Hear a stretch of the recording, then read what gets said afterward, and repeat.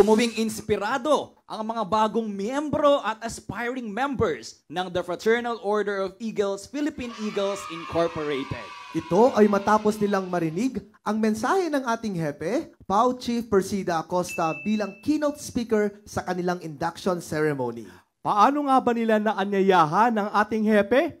Panoorin po natin ito. Mga kuya, ate, bunso, and friends of Eagles, let us all acknowledge the presence and presence of the National Head of Public Authorities Office, Persida Rueda Acosta. Magmamahal at kakalinga, kailangan may mangunguna. Katulad mo'y isang agilan lumilipad kahit na mag-isa.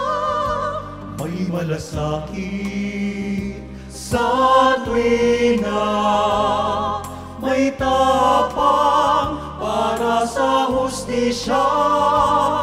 Pilipinas, Pilipinas, isulong magandang bukas. Kahirapan ay magwawakas upang kaunlaray malasap Pilipinas.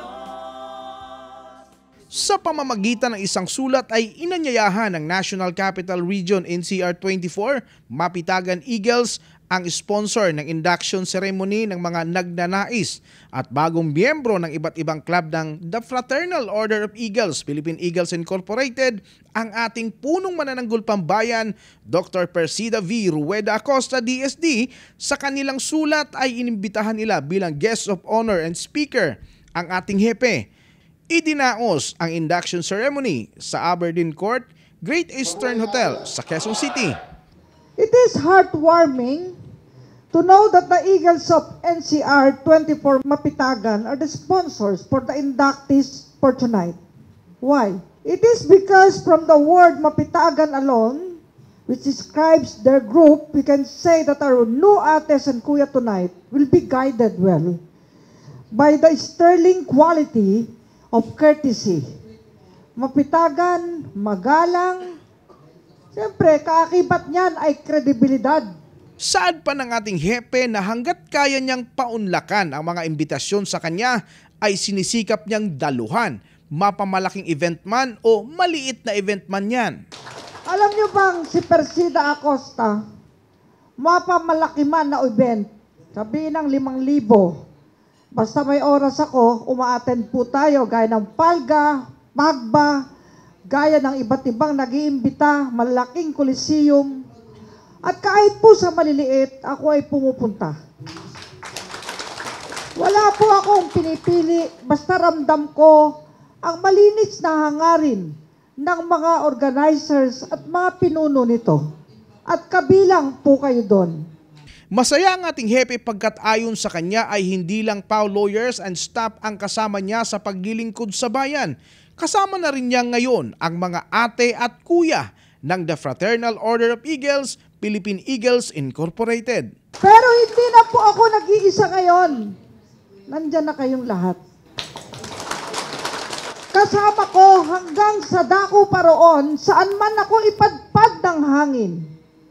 Saang gubat, saang dagat, saang himpapawid. Alam kong kasama ko kayo. Dama rin ng ating PAO Chief Acosta ang kagustuhan ng samahan na marating ang isang maganda, maunlad at bagong umaga para sa ating bayan at sa dakilang lumikha. Ramdam ko ang inyong mga ngiti. Nais ninyo'y isang bagong umaga sa ating mahal na Pilipinas. Alam natin na kapag ginusto ng langit, walang sino mang pwedeng pumigil sa layunin ng ating puso na tayo po ay maglingkod sa bayan. Mangunguna, makakasama sa misyong pangarap ng masa. Walang uurong maiiwan, lahat tayo ay sasagana.